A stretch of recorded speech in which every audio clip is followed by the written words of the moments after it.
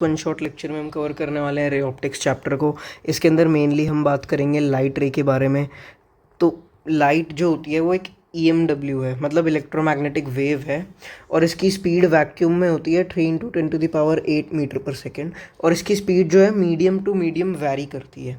अगर हम एक सिंगल लाइट रे को दिखाएं तो हम उसको एक सिंगल एरो से दिखा सकते हैं, एक रे है, और अगर हम खूब सारी रे एक साथ दिखाते हैं तो उनको हम कहते हैं बीम। और अगर लाइट रेस कुछ इस प्रकार से जा रही हैं तो ये होती हैं डाइवर्जिंग रेस, डाइवर्जिंग। लेकिन अगर एक पॉइंट पे जा रही हैं सपोज ऐसे, तो हम इनको कहते हैं कन्वर्जिंग। अब हम बात कर लेते हैं ऑब्जेक्ट की। तो ऑब्जेक्ट जो होता है अगर वो पॉइंट साइज़ का है तो हम उसको एक पॉइंट से दिखा देते हैं, थोड़े बड़े साइज़ का है तो एक्सटेंडेड है तो हम उसको ऐसे वाले एरो के साथ दिखा देते हैं, ठीक है। और ऑब्जेक्ट जो होता है वो इंसिडेंट रेज के मीट करने से बनता है। जैसे हम पे एक पॉइंट साइज ऑब्जेक्ट है, इसकी एक रे यहाँ तो एक रे यहाँ, तो ये एक रियल ऑब्जेक्ट है क्योंकि इन जो इंसिडेंट रेज है वो रियल में मीट कर रही है इस पॉइंट पे। लेकिन अगर हम बात करें किसी ऐसे केस की, मिरर यहाँ पे है और दो इंसिडेंट रेज ऐसे आ रही हैं, तो इंसिडेंट रेज यहाँ कहीं मिल रही है तो हमारे पास एक वर्चुअल ऑब्जेक्ट होगा क्योंकि मिरर के पीछे मिल रहा है हमें इंसिडेंट रेज का मीट, ठीक है। अब जो इमेज होती है, इमेज बनती है रिफ्लेक्टेड रेस के मीट करने से, इंटरसेक्शन से। रिफ्लेक्टेड रेस के इंटरसेक्शन से हमें मिलती है इमेज। इमेज रियल भी हो सकती है और वर्चुअल भी हो सकती है। अगर इमेज जो है, अगर इंटरसेक्शन ऑफ हमारा हो रहा है रिफ्लेक्टेड रेस, लेकिन ऑन अ स्क्रीन, किसी स्क्रीन पे हो रहा है, मतलब असलियत में हो रहा है, तो हम उसको कहते हैं रियल इमेज। और अगर ऐसा है कि मतलब मिरर के पीछे बन रही है इमेज, ठीक है, तो उसको हम कहते हैं वर्चुअल। वर्चुअल इमेज हमेशा इरेक्ट मिलती है और ये मिलती है रिफ्लेक्टेड रेस के वर्चुअल इंटरसेक्शन से। अब हम बात कर लेते हैं अपने टॉपिक रिफ्लेक्शन की। तो रिफ्लेक्शन एक फिनोमेना है जिसमें लाइट रे किसी जगह पे अगर फॉल करती है तो वहाँ से वो बाउंस बैक होती है, लेकिन सेम मीडियम में, same medium, and it is bouncing back of light रे। सेम मीडियम वाली बात इम्पोर्टेंट है, ठीक है। अब कुछ लॉज ऑफ रिफ्लेक्शन होते हैं, जैसे कि अगर हमारे पास एक मिरर है, हमने ऐसे इंसिडेंट रे डाली है, ये हमारा नॉर्मल है, तो इंसिडेंट रे का एंगल आई और एंगल आर बराबर होता है, पहला हमारा ये लॉ। और ये तीनों जो है normal, incident ray, reflected ray, सारी एक ही प्लेन में लाए करती हैं, ठीक है, सेम प्लेन। अब हम बात करते हैं टाइप्स ऑफ रिफ्लेक्शन की।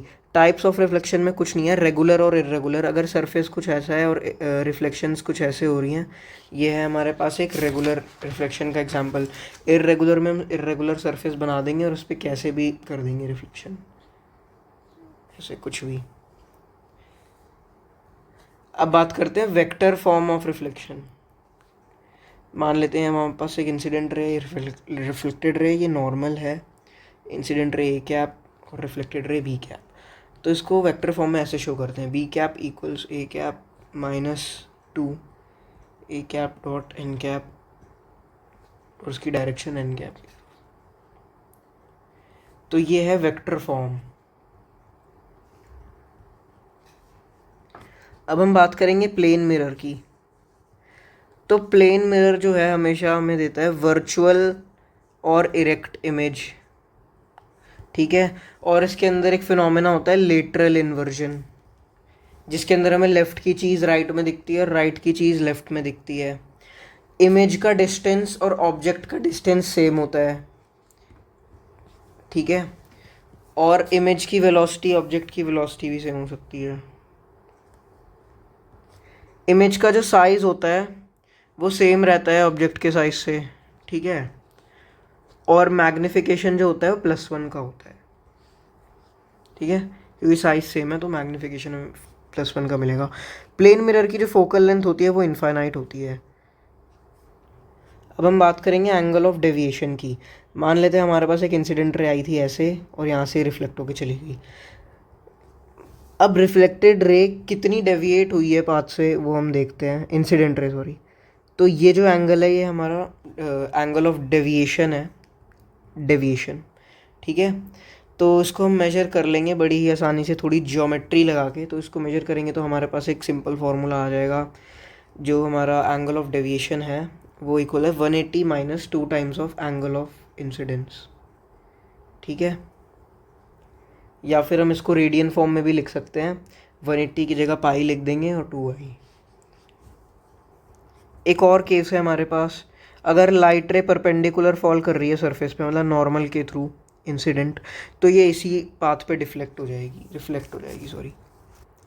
अब हम एक सिंपल सा क्वेश्चन देख लेते हैं यहाँ पे, जिस टाइप का क्वेश्चन आ सकता है। तो यहाँ पे 2 प्लेन मिरर दे रखा है जिनके बीच का एंगल है थीटा, और एक इंसिडेंट रे आ रही है एक मिरर के पैरेलल, और फिर वो बाउंस बैक करके दूसरे मिरर के थ्रू फर्स्ट मिरर के पैरेलल जा रही है। कुछ ऐसा सा सिस्टम है। तो मान लेते हैं ये एंगल जो है ये अल्फ़ा है, और फिर इसी वजह से ये वाला भी एंगल अल्फ़ा होगा। अब इधर हम देखें तो ये वाला एंगल बीटा है और ये वाला भी फिर एंगल बीटा होगा। इसको थोड़ा सा रीड्रॉ कर लेते हैं। हम इसको जब रीड्रॉ करेंगे तो हमें कुछ ऐसा स्ट्रक्चर देखने को मिलेगा इन लार्ज व्यू में। अगर हम इसको ध्यान से देखें तो एक पैरेललोग्राम है, तो इसका ये वाला एंगल और ये वाला एंगल बराबर है, ये भी थीटा तो ये भी थीटा। अब हम इस वाले ट्रायंगल में एंगल सम प्रॉपर्टी लगाएंगे। तो 2 times of beta plus 2 times of alpha plus theta ये बराबर है 180 के। इस इक्वेशन को हम साइड में रख लेते हैं। फिर हम एक और जगह देखें तो अगर हम ये वाला ट्रायंगल देखें, ये वाला, तो यहाँ पर ये वाला जो एंगल है ये होगा 90 माइनस बीटा, ये वाला एंगल होगा 90 माइनस अल्फ़ा। तो जब हम इस ट्रायंगल में एंगल सम प्रॉपर्टी लगाएंगे तो हमारे पास कुछ ये बनेगा, minus alpha minus beta plus theta equals to 180। यहाँ से 180 से 180 कैंसिल और थीटा आ जाएगा अल्फ़ा प्लस बीटा।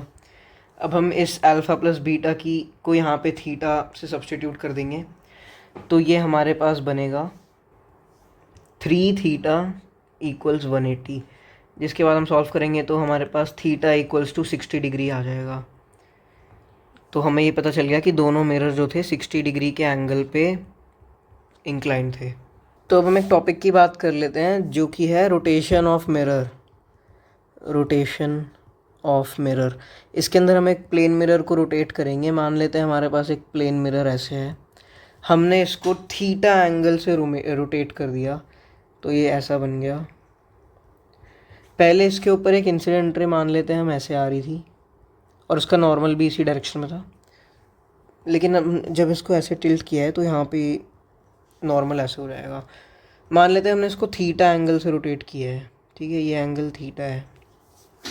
तो जब हम ऐसा करते हैं तो जो रिफ्लेक्टेड रे होती है वो हमारी 2 थीटा घूम जाती है, ठीक है, और वो भी सेम डायरेक्शन में, 2 थीटा सेम डायरेक्शन में। ऐसे थी तो यहाँ पे ये ऐसे हो जाएगी, ये थीटा ये थीटा। तो जो रिफ्लेक्टेड रे वो 2 थीटा एंगल से घूम जाती है। इस केस में ओमेगा ऐसे था तो ये भी इस डायरेक्शन में घूमेगी ओमेगा से, ठीक है।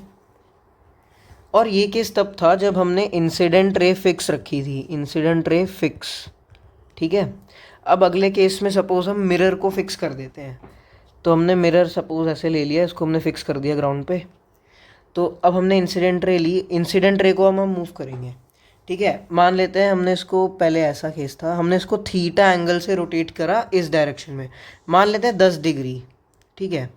10 डिग्री हमने इसको ऐसे रोटेट किया तो हमें ये लगता है पता कि जो रिफ्लेक्टेड रे है वो भी 10 डिग्री घूम जाएगी, लेकिन अपोजिट डायरेक्शन में। और अगर इंसिडेंट रे इस साइड हुई है ओमेगा से, तो ये भी इस साइड जाएगा ओमेगा से। अब हम बात कर लेते हैं next topic, velocity of image. अब हम बात कर लेते हैं वेलोसिटी ऑफ इमेज के बारे में। सबसे पहला हमारे पास केस होता है अलोंग नॉर्मल मतलब एक्स एक्सिस की डायरेक्शन में। हमारे पास एक मिरर है, यहाँ पे ऑब्जेक्ट है, ऑब्जेक्ट मूव कर रहा है इस डायरेक्शन में सपोज, और यहाँ पे हमारी इमेज है वो इस डायरेक्शन में मूव कर रही है। ठीक है, और मिरर भी मूव कर रहा है, ये है वी ऑफ मिरर। अब हमें ये याद रखना है, जब हम एक मिरर देखते हैं तो उसकी जो हम एक डायरेक्शन को प्लस मानते हैं, एक डायरेक्शन को नेगेटिव मानते हैं, वो भी ऑब्वियस सी बात है। तो जो जो चीज़ें इस डायरेक्शन में जा रही हैं उनको हम प्लस मान लेते हैं, जो जो चीज़ें इस डायरेक्शन में जा रही हैं उनको माइनस मान लेते हैं। ओके, तो डेरिवेशन करने के बाद हमारे पास एक फार्मूला आता है, उस फार्मूले वो फार्मूला कुछ इस प्रकार है हमारे पास, V M equals to V I plus V naught by two. ठीक है, ये है मिरर वेलोसिटी फार्मूला। अब हम अपने अगले केस की बात कर लेते हैं, जो कि है लॉन्ग वाई एक्सिस, जिसके अंदर हमारा मिरर ऊपर की तरफ मूव कर रहा है, हमारा ऑब्जेक्ट भी ऊपर की तरफ मूव करेगा, हमारी इमेज भी। हमें यहाँ पे ये ध्यान रखना है कि जो ऑब्जेक्ट की वेलोसिटी है और इमेज की वेलोसिटी है वो सेम होती है इस केस में। तो मतलब जो वाई कंपोनेंट होगा दोनों का वो सेम होगा। इसको ओ मान लेते हैं, इसको आई। तो अब हम बात करते हैं अपने नेक्स्ट टॉपिक की, जो कि है number of images formed by plane mirror, combination of plane mirror. ठीक है, तो अब हमारे पास मान लेते हैं एक प्लेन मिरर है, सामने एक ऑब्जेक्ट है, तो इसकी सिर्फ एक ही इमेज बनेगी। ठीक है, अब लेकिन हम एक और केस ले लेते हैं, जैसे यहाँ पे, जैसे कि हम पे एक ये मिरर है, एक ये मिरर है, ऑब्जेक्ट हमारा यहाँ रखा हुआ है। तो हम पहले देखते हैं कि पहले इसकी यहाँ पे एक रेज आएगी, फिर ये बाउंस बैक होगी। ठीक है, और एक रेस की जैसे यहाँ गई फिर यहाँ बाउंस बैक हो गई। फिर हम जब इन दोनों रिफ्लेक्टेड रेस को यहाँ मीट कराएंगे तो इमेज प्राप्त होगी हमें। फिर सिमिलरली इस मिरर से भी ऐसे ही करेंगे तो एक इमेज हमें यहाँ मिलेगी। ठीक है, तो इस केस में हमारी कितनी इमेज बनेंगी, 2। ठीक है, तो अब हम बात कर लेते हैं जब हमारे पास 2 मिरर ऐसे रखे हुए हों आमने सामने। ठीक है, तो मान लेते हैं ऑब्जेक्ट यहाँ रखा हुआ है। ठीक है, तो इसकी इस वाले मिरर से इसको m1 मान लेते हैं, इसको m2 मान लेते हैं। इस वाले मिरर से इसकी दूरी है a, तो इस वाले मिरर से मान लेते हैं b। ठीक है, तो इस ऑब्जेक्ट की पहली इमेज जो बनती है वो तो यहीं बनेगी a डिस्टेंस पे। ठीक है, तो और इस वाले मिरर पे भी यहाँ बनेगी b डिस्टेंस पे। फिर अब आगे का प्रोसीजर थोड़ा ध्यान देने वाला है। अब मान लेते हैं m2 पे इमेज बनेगी, तो इसके लिए ये वाला जो है ना, ये वाली जो इमेज है, ये इसके लिए एक ऑब्जेक्ट के रूप में काम करेगी, वर्चुअल ऑब्जेक्ट की तरह। ठीक है, तो ये ऑब्जेक्ट की तरह काम करेगी, तो यहाँ पे इसकी इमेज कहीं बन जाएगी। इसको थोड़ा सा हम इधर कर लेते हैं शिफ्ट। हाँ, तो इसकी इमेज जो है कहीं इधर कहीं बन जाएगी, और इसका डिस्टेंस अब हमें देखना है। डिस्टेंस इसका है a प्लस बी, यानी कि a प्लस 2b डिस्टेंस पर ये बनेगी, a प्लस 2b। ऐसे ही कर करके हमारे पास इस वाले केस में नंबर ऑफ इमेज बनती है इनफाइनाइट। ठीक है, अब कुछ क्वेश्चन आते हैं कि मिरर 1 के पहली और दूसरी इमेज के बीच का डिस्टेंस निकालो। तो ऐसी चीज़ों के लिए हमारे पास एक मेथड है, क्रिस क्रॉस मेथड। तो क्रिस क्रॉस मेथड में हम क्या करेंगे, यहाँ पे लिख लेंगे m1, यहाँ पे लिख लेंगे m2, फिर हम लिख लेंगे m1 की दूरी कितनी है ऑब्जेक्ट से, तो हम लिख लेंगे a, यहाँ लिख लेंगे b, m2 की b है। ठीक है, तो पहली इमेज तो इनकी इस डायरेक्शन में, मतलब पहली इमेज बनेगी m1 से a डिस्टेंस पे, m2 से b डिस्टेंस पे। फिर अब हमें क्या करना है, ऐसे क्रॉस पैटर्न बनाना है और इनमें ना मिरर के बीच का गैप ऐड करना है। जैसे कि हमारा ऊपर वाले केस में गैप था a प्लस बी, तो हम यहाँ पे a प्लस बी लिख देंगे, a प्लस बी यहाँ भी करेंगे। सपोज़ हमारे पास यहाँ पे x आता है, यहाँ पे y आता है, फिर हम इनको और ऐड करते जाएंगे और इनके बीच में फिर हम वही वाला डिस्टेंस ऐड कर देंगे, कुछ भी आ जाता है हमारे पास सपोज़। ठीक है, तो ऐसे कर करके हमें इनकी नंबर ऑफ़ इमेज मिल जाएगी, और ये है इसकी पहली इमेज, ये है मिरर 1 की दूसरी इमेज, ये है मिरर 1 की तीसरी इमेज। फिर इसके बाद हम इनके बीच का गैप निकाल सकते हैं y माइनस ए करके, जैसे कि सेकेंड और फर्स्ट इमेज के बीच का निकालना था, तो y माइनस ए इसी तरीके से हम निकाल लेंगे। और अगर इन मिरर 1 और मिरर 2 की जैसे फर्स्ट और सेकंड इमेज के बीच का निकालना है, तो हम सिंपली क्या करेंगे, ये डिस्टेंस प्लस ये डिस्टेंस और प्लस इनके बीच का डिस्टेंस कर देंगे, तो हमारा आंसर आ जाएगा। तो a plus x plus a plus b. ठीक है, तो अब हम अपना नेक्स्ट केस ले लेते हैं, जिसके अंदर कि हमारे पास 2 मिरर कुछ इस तरीके से रखे हुए हैं। ठीक है, और इनके बीच का एंगल है थीटा, और हमने इस पॉइंट पे ऑब्जेक्ट रख दिया है। तो अब इसकी नंबर ऑफ़ इमेज निकालनी है, तो हम एक सर्कल सा मान लेते हैं और इसकी सारी इमेज इसी सर्कल पे ऑब्टेन होंगी। तो इसका एक सीधा सीधा फॉर्मूला है, ठीक है। तो हमें पहले नंबर ऑफ़ इमेज निकालने के लिए 360 डिवाइडेड बाय मिरर के बीच का एंगल यानी थीटा करना है। अगर ये वैल्यू इवन आती है तो हमें इसमें से एक माइनस कर देना है, फिर ये होंगी हमारी नंबर ऑफ़ इमेज, ठीक है। लेकिन अगर ये वैल्यू ऑड आती है तो हमें कुछ नहीं करना है, n ही हमारा आंसर होगा।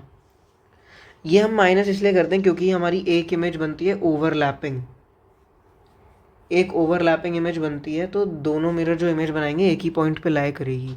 सपोज इसका मैं एग्जांपल लेके बता देता हूँ। जैसे हमारे पास ये दो मिरर हैं 90 डिग्री पे रखे हुए हैं, ठीक है। तो यहाँ का ही मान लेते हैं हमारा ऑब्जेक्ट है। पहली इमेज ये वाला मिरर यहाँ बनाएगा M1 और ये M2। पहली इमेज इसने यहाँ बनाई, दूसरी इमेज इस वाले पहली इमेज M2 मिरर ने यहाँ बनाई। फिर जो नेक्स्ट इमेज बनाएंगे ना, दोनों इधर बनाएंगे एक साथ, तो ये तो ओवरलैप हो जाएगी, इसलिए यहाँ पे हम -1 करते हैं इस केस में, ठीक है। तो अब हम अगला बात करेंगे, इसका भी एक क्रिस क्रॉस मेथड हम बता सकते हैं। तो इसके क्रिस क्रॉस मेथड में हमें क्या करना है, यहाँ पे हमें मिरर 1 यहाँ मिरर 2 लिखना है। फिर हमें सबसे पहले लिखना है ऑब्जेक्ट से इसका एंगल कितना है। तो मान लेते हैं हमारे पास कुछ ऐसा सिनेरियो है जिसके अंदर की ये मिरर हैं ऐसे और यहाँ पे एक ऑब्जेक्ट है, ठीक है। ये एंगल हम मान लेते हैं 30 डिग्री, ये एंगल हम मान लेते हैं 20 डिग्री, कुछ भी हम लेट कर लेते हैं। सबसे पहले M1 का हमें एंगल लिखना है ऑब्जेक्ट से, तो ये 30 डिग्री है और यहाँ वाला 20 डिग्री है। फिर अब हमें सीधा जैसे हमने पिछले में किया था वैसे ही करना है। इनके अंदर हमें मिरर के बीच का पूरा एंगल ऐड कर देते हैं। जैसे यहाँ पे एंगल 50 है तो यहाँ 50 जोड़ते जाएंगे, ठीक है। ये काम हमें तब तक करना है जब तक, जैसे कि हमने ये काम करते गए, लेकिन जब हम इस एंगल पे पहुँचे, अब हम इसमें 50 ऐड करेंगे, अगर ये जो टर्म आई ये 180 से बड़ी आ गई, ठीक है, तो हम अपने इस काम को यहीं पे रोक देंगे। फिर आगे मतलब ये इमेजेस नहीं बनाएगा और फिर जितनी आई है उनको हम टोटल करके आंसर लिख देंगे कि कितनी इमेज टोटल बनी है दोनों मिरर से। और एक और चीज़ है कि अगर कुछ ऐसा आ गया कि यहाँ पे एक नंबर आ गया M1 वाले में, यहाँ पे एक नंबर आ गया M2 वाले में, अगर हम इन दोनों को देखें और ये अगर 180 बना रहे हैं, सॉरी 180 नहीं बना रहे, मान लेते हैं हम इसको लेते हैं, अगर हम इसमें 50 या फिर जो भी मिरर का गैप है वो ऐड कर रहे हैं, अगर 180 से ज़्यादा आ रहा है तो हम क्या करेंगे, M1 की ये वाली जो डिस्टेंस आएगी इमेज की एंगल और प्लस कर देंगे हम इसके बीच का जो एंगल था 50 डिग्री, और साथ में ये M2 मिरर की जो हमारी फाइनल इमेज आएगी। तो ये करके देखेंगे, अगर हमारे पास ये 360 डिग्री के इक्वल आता है, ठीक है, तो इसका मतलब है हमें अपने मतलब यहाँ पे ना ओवरलैपिंग हुई है, ओवरलैपिंग, इसलिए हमें ना जितना भी हमारा n आएगा उसमें से एक माइनस कर देना है, फिर वही हमारा नंबर ऑफ इमेजेस होगा, ठीक है। तो ये हमारे इमेजेस वाले केस ख़त्म हो गए। अब हम एक छोटी सी टॉपिक की और बात कर लेते हैं। जैसे कि हमारे पास कोई मैन है यहाँ पे, ठीक है, इसकी हाइट हमें h दे रखी है और इसकी आँखों से हाइट मान लेते हैं स्मॉल h है, इसकी आँखें थोड़ी नीचे बना लेते हैं, ठीक है। अब हमें ये बताना है कि हम मिरर की हाइट को कितना रखें, मिनिमम लेंथ, कि हम इस मैन की मतलब पूरी हाइट को देख पाएँ, ठीक है। तो इसके लिए हमें मिरर की जो हाइट मिरर की जो लेंथ रखनी होती है वो होती है h/2, मतलब मैन की हाइट डिवाइडेड बाय 2, ये हमें मिरर की हाइट रखनी होती है।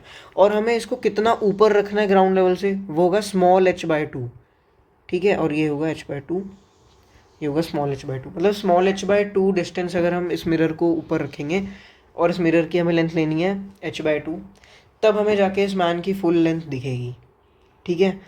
और इसी तरह से एक और केस है, मतलब मान लेते हैं मैन के पीछे जो है एक दीवार है, उस दीवार की हाइट h है। अब मिनिमम लेंथ कितनी होनी चाहिए मिरर की जिसके अंदर ये मैन जो है वॉल की पूरी इमेज देख पाए, तो इसका आंसर है h/3, वॉल की हाइट डिवाइडेड बाय 3, ये लेंथ होनी चाहिए मिरर की ताकि ये जो आदमी है ये पूरी वॉल देख पाए। तो इसी के साथ हमारा पूरा प्लेन मिरर का कॉन्सेप्ट ख़त्म हो जाता है। अब हम अगले टॉपिक पे बढ़ेंगे, स्फेरिकल मिरर्स।